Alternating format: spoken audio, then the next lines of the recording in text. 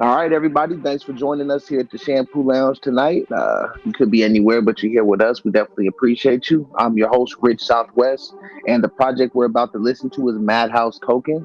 To give you background on us here at the Shampoo Lounge, we are a group of investors that are constantly looking for safe projects to invest in, not only for ourselves, but for our community.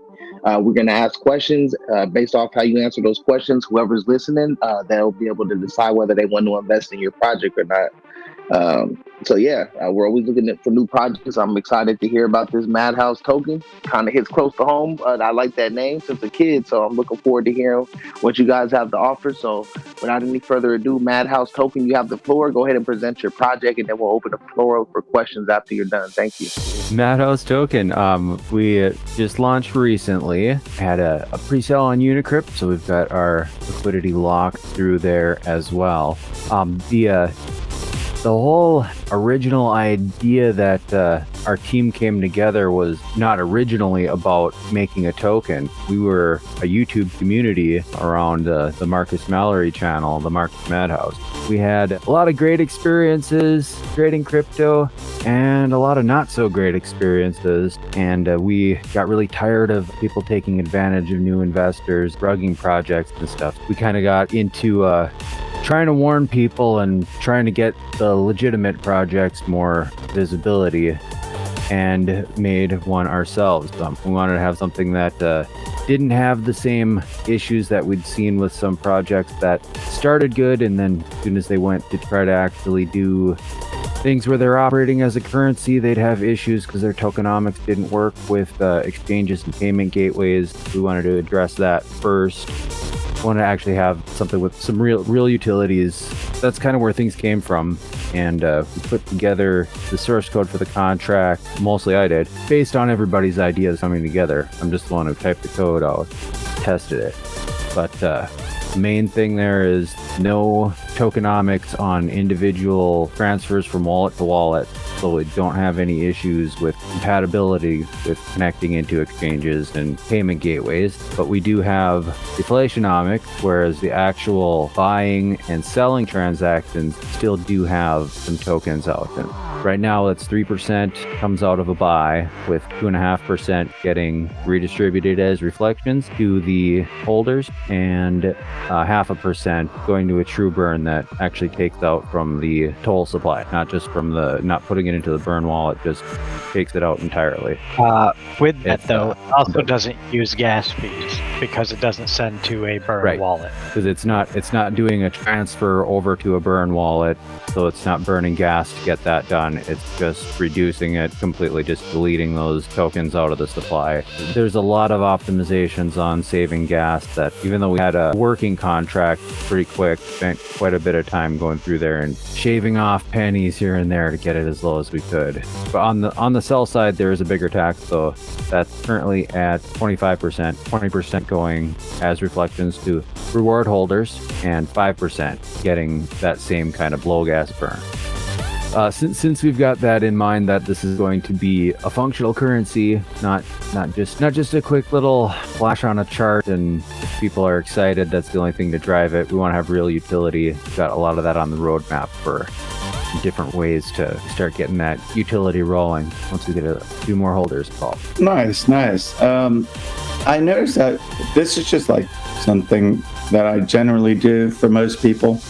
Are you guys from the Mini Doge community, perchance, or? I was a Mini Doge holder. I did watch their project pretty closely. I'm very familiar with the mechanics, what worked and what didn't of that smart contract that they developed. Okay.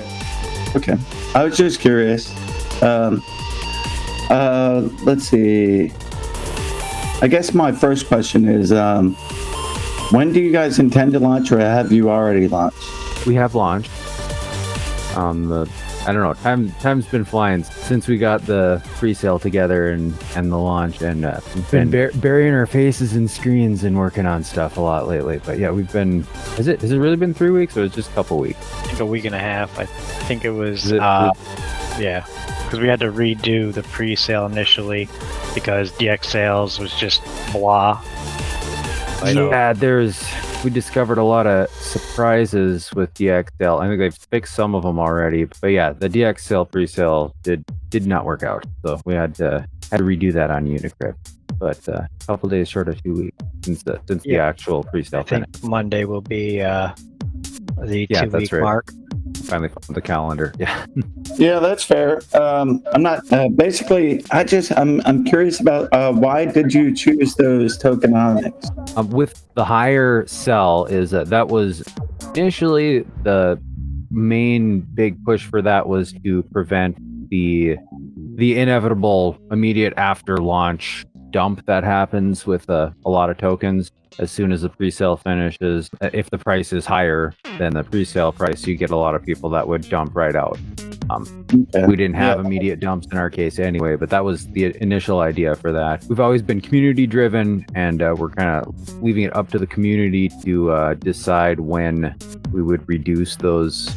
But somewhere down the line, we will be, or we're open to, as long as the community is up for it, reducing the fee on selling.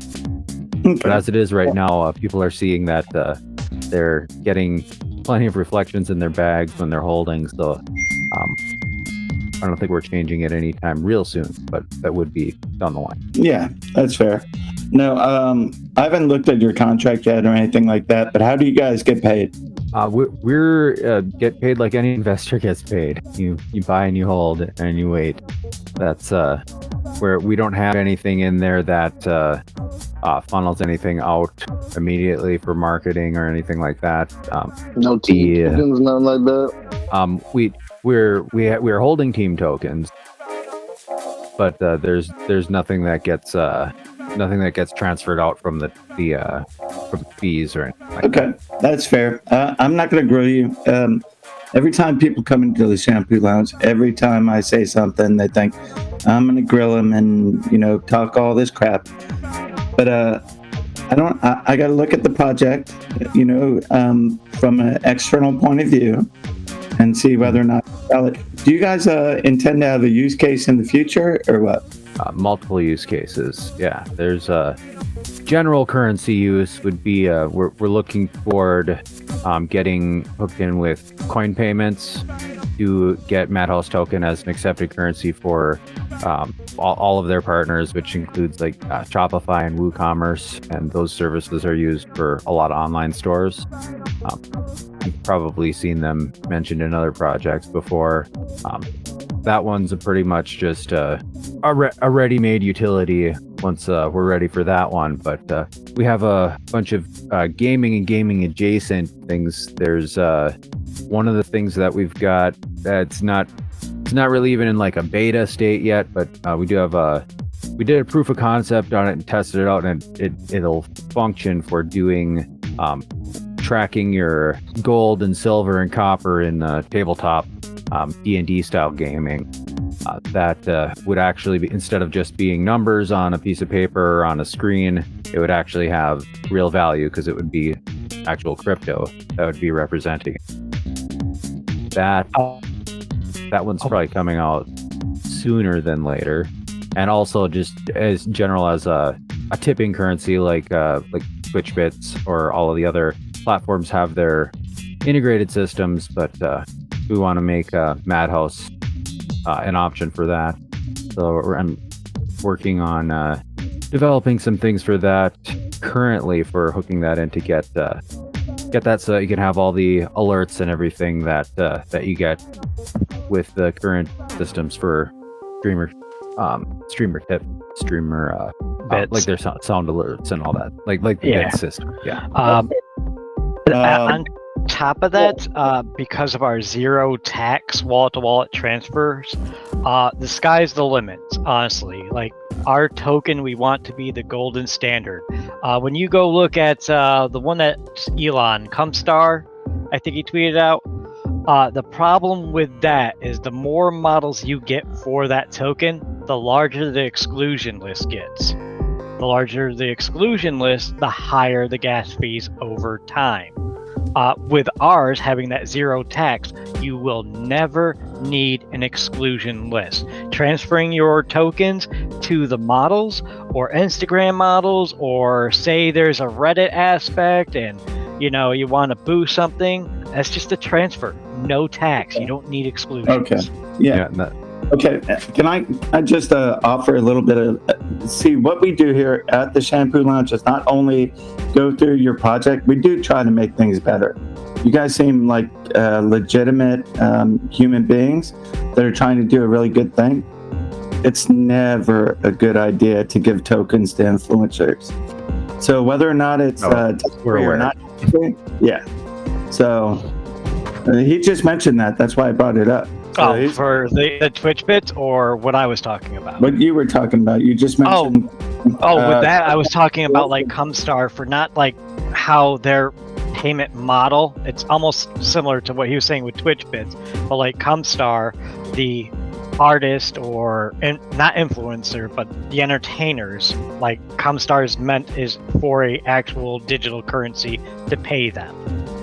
I know it's a bad idea because they will dump their payment, but in a sense, when they dump their payments, it's giving the reflections and it's earning tokens over time. So you guys do have reflection. Yeah. Okay.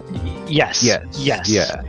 That's why, we were really stoked about the idea with the Twitch bits, but with that idea, you could literally make it the standard currency for any kind of aspect like that, with modeling, Instagram, Pornhub, or anything like that. Okay. Yeah, it'd be completely independent of the platform that they're using. And I think that the big point of that is that we built this with that currency model in mind from the beginning. There's no difference between the payment gateway receiver wallet versus an investor wallet.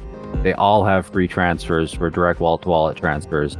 There's no special extra gas fee that needs to increase. That's what I was saying. We've seen issues with other tokens when as soon as they start to get things going, the more utility they add by connecting to more wallets, they have to make that exclusion list longer. The longer that list gets, the more time it takes the EVM to process every single transaction. So the gas fees go up on every single transaction from that time forward, as the longer that exclusion list gets in their smart contract. And that's not going to happen. We don't have an exclusion list. We don't need it. Not part of the contract at all. So the gas is going to stay the same. It's not going to go up over time like it does with the others. That's fair. I'm going to let other people ask questions while I take a look at the contract.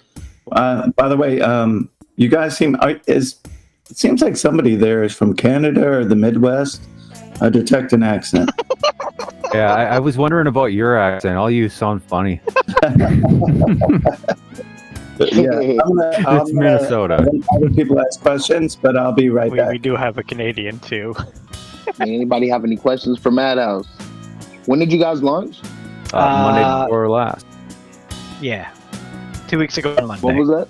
2 weeks ago? Yeah, pretty much 2 weeks ago. What's been the all-time high since you launched? The market cap all-time high was 200,000 market cap. All right, it's at 47 right now. So what happened? Did you guys have a pre-sale or a private sale? Pre-sale, and the typical pre-sale dump. Yeah. Yeah, but a lot of people, right at the entry level, I had people watching their wallets that were in the pre-sale that were dedicated, and with that amount of sell fee tax, the holders, they're like at the same exact price, and they're like, wow, reflections were at the same price. I'm way up still because of the 20% reflections and the 5% true burn. Okay. What was the starting market cap? 200,000 was the starting market. Oh wait, starting market cap was I think 90,000. Is that about right? I'm trying to do the math here. Cheaper than what it was at launch. Well, the launch. I know the launch price was pretty much 990,000 tokens per BNB, and there was a supply of, what was it, 210 million tokens? Something like that. Because there was also right? we initially when we were going to do this pre-sale through DX sale, the one thing that was good about the way they have things set up is that any unsold tokens get sent back to the dev team to deal with, and we were going to truly burn all the unsold tokens so that they would be out of the supply entirely, so there wouldn't be this having a difference between the number of the actual total supply and the total supply excluding burned, because we wouldn't have anything in a burn wallet. But Unicrypt put all the unsold tokens from Presale into there, so there's always that extra little bit of math. Right. What do you guys have planned to create buy pressure besides AMAs and stuff like that? What is the strategic marketing and stuff like that that's going to help pick up the volume? Well, I'll let you go with that one, actually. I was gonna, of course, there's always the social media stuff, and we'll have some contests and things like that. That's kind of the same things that everybody always does. Right now, my main focus is working on pushing towards actually rolling out some utilities. So we have something to show, like, here, we're not just saying that we're going to have gaming utilities. They're here, you can use them, check it out, instead of some of the other projects that have it on their roadmap and keep pushing it back forever, and you never see it, or when you do get it, it's not quite what you thought you were going to get. I want to make sure we deliver something that's as good or better as what we've been talking about, and more utility than what we've been talking about, because I would like to over-deliver. I think that's the main thing, to show that this is for real. We can sit there and hype up ads all day. If we don't actually deliver real utility, it's not going to be lasting. We want to be a lasting long-term project. Oh, okay. Right, fair enough. Yeah, fair. I'm back, guys. Welcome back. So what I was looking at right now is, okay, first of all, let me ask a question. You guys intend to do a use case basis to legitimize the token itself, but right now you have a fairly decent foundation. How big is your team? Technically, there's seven official team members, but we also have a lot of active community members that are putting in a lot of their time to work towards the success of the token as well. Okay, and now back to Mini Doge real quick. I would imagine you guys were investors in that, because I got at least 5 people in here from your team that have Mini Doge as one of the things that they follow 100%. I would assume that you guys probably invested in Mini Doge. Yeah. Yep. Me too. I did. Yeah. I mean, the team that made the token. Yeah, the team that they had was a really solid team. Like, the token itself didn't make a lot of sense, but well, they had a lot of liquidity, didn't they? Yeah, they had a lot of liquidity, and the thing is, when investing, like when I teach my YouTube community, we tell them, know the devs, get to know the devs before really investing, and that dev team just had a really outstanding reputation from previous projects. Absolutely, so, they did. I do like their projects. They kind of screwed themselves a little bit, but very good projects still. They're literally the only buyback token that I will actually ever get into ever, because of how shady that buyback mechanic actually is. It's a back door to rip people off. Yeah, it kind of. Yeah, if anybody uses their code. Yeah, I see your point on that. Yeah, you have to trust the dev team with that code. Absolutely. It's very flexible. So next question is, why did you... so it looks like right now you got almost $1 billion in supply, right? Like, that was your initial supply and you burned 74%, or... Let me see how much it was. Yeah, 74%. Yeah, it's about that. So 74% from $1 billion... So you got 250 million total supply afterwards. 5% in a wallet on number 2, which I would assume is the team wallet, right? That's the marketing wallet. Yeah, the 5% is the marketing. Yes.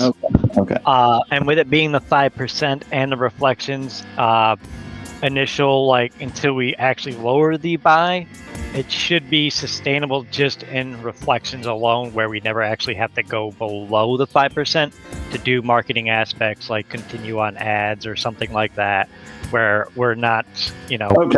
So before I look, because sometimes it's easier, I got guys that do it for me, but do you guys have SwapAndLiquify, or what are you guys doing with that? No. We do not have SwapAndLiquify.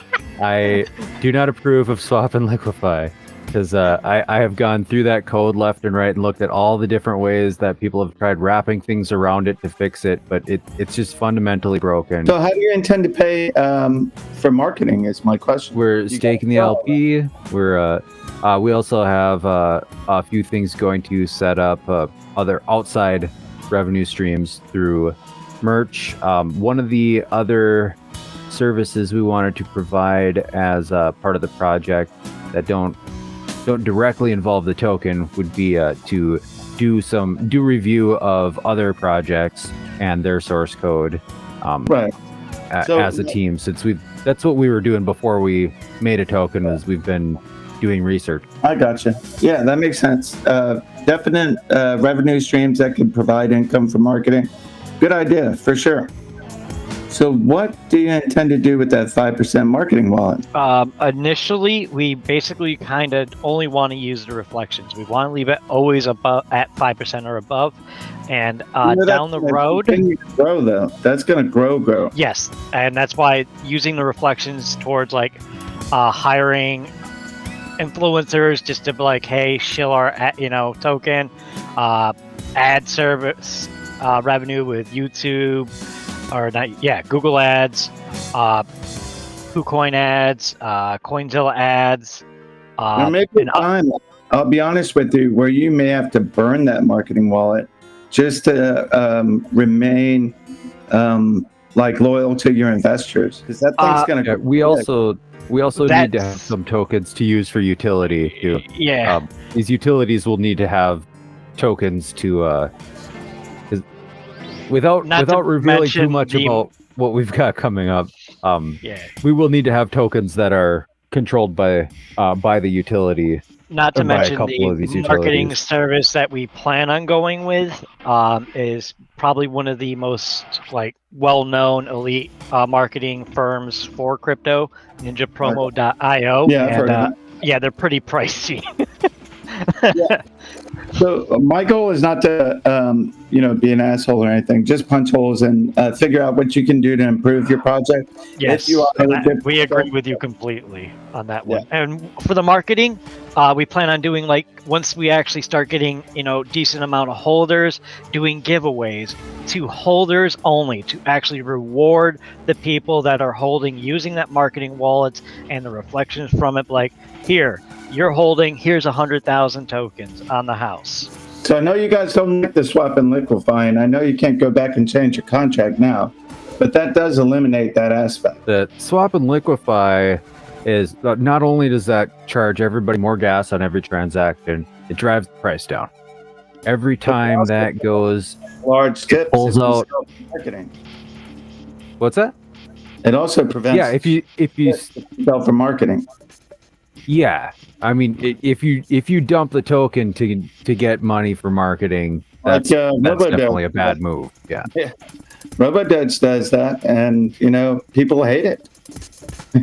Yeah. So you're damned if you do, you're damned if you don't. I get it. Yeah, for sure. Yeah.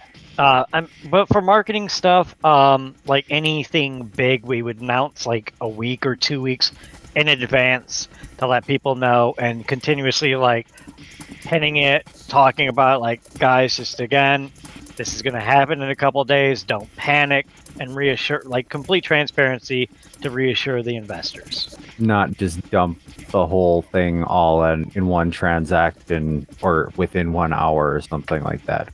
For the people that weren't paying attention, when they see that there's sales, they should have an option to manage their own portfolio. We're not going to do huge sales if we're not going to wait till after something's due and then be like, well, now we have to sell it all at once. We're going to have that scheduled out so everyone's aware and comfortable with it.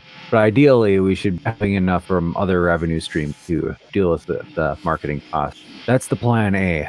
Plan B is slowly selling off some tokens with the community's complete transparency. So they know. At this point, we haven't sold any of the marketing wallet tokens. If we got massive volume and that 5% ended up going up a huge bunch, we would definitely be thinking about just burning some of it. It doesn't affect the price, or it doesn't drop the price to burn it. It just increases the scarcity. the price stays at the same level, or possibly putting additional into the liquidity pool directly with it. Yeah, we could always do that as well. You guys had a private sale though, too, as well with the pre-sale, right? We had 2 people for private sale to help out with the audit. That paid for half the audit. Did they get Yeah, we did the audit before the pre-sale. They got what was it, 2 to 5% more in value in tokens than the pre-sale people. It wasn't like substantial. 5% discount. Yeah. Okay.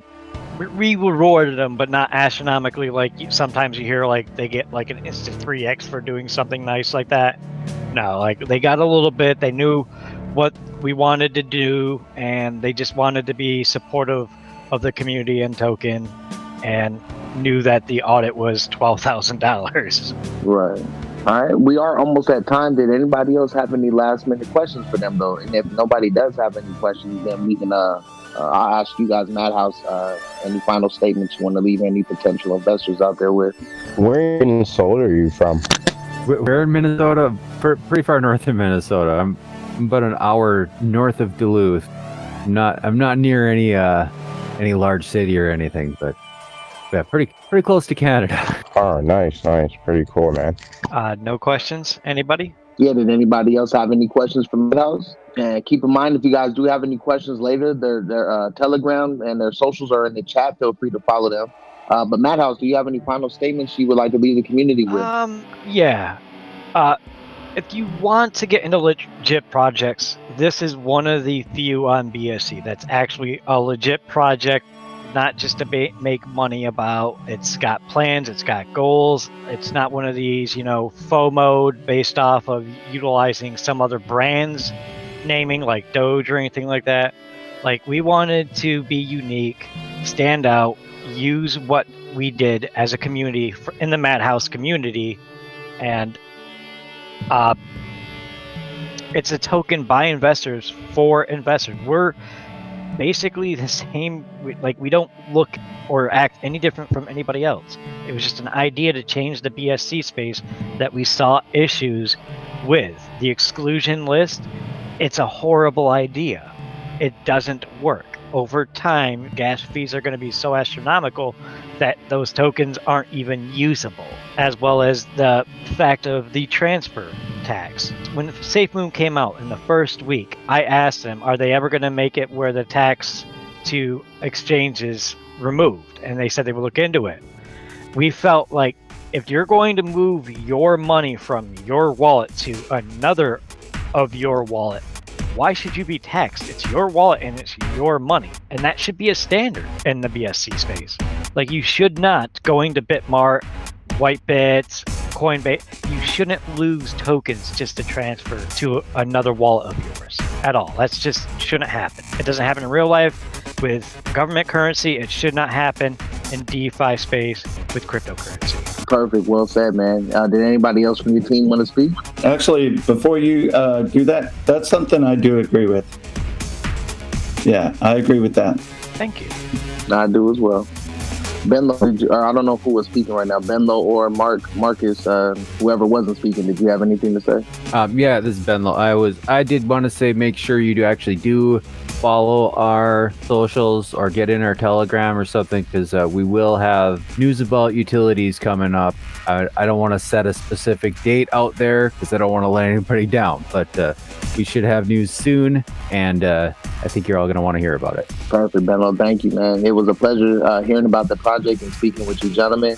To everybody out there in the community, they actually just set more links for their socials. I posted it in the chat, so feel free to check them out. Do more research, ask questions, invest if you like what you heard tonight. But as always, guys, we don't give financial advice. Always do your own research. To MadHouse, feel free to come back to the ShampooLounge, man. Give us some updates on any exciting news or anything like that. We're always looking to hear about any projects that did AMAs with us, how they're doing. So I'm looking forward to hearing about what's going on with you guys. I'm going to do my own research as well. I like what I heard, so I may be a potential investor as well. So might see my head over there in you guys' Telegram. With that being said, though, thank you everybody for joining us. Everybody have a blessed night, morning, wherever you are in the world. And thank you for joining the MadHouse AMA. Thank you, gentlemen. Thank you. Thanks for having us. Yeah, definitely.